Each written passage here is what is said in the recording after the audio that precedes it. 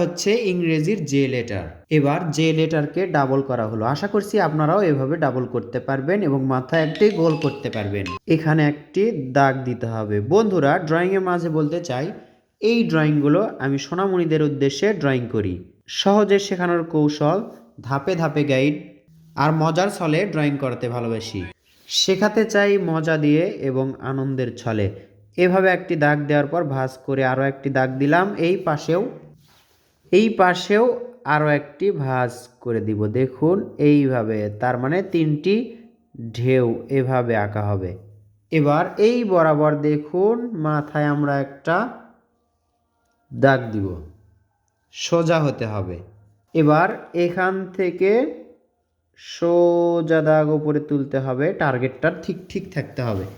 এবার আবারও এখান থেকে এই মাথায় তুলতে হবে।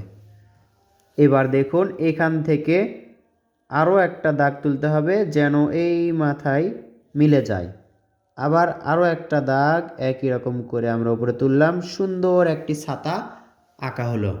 যে লেটার থেকে আঁকা সুন্দর এই ছাতাটি দেখতে কেমন লাগছে, টেকনিকটি কেমন লাগলো, ছোটদের শেখানোর জন্য আশা করছি এই ড্রয়িংটাই বেস্ট হবে।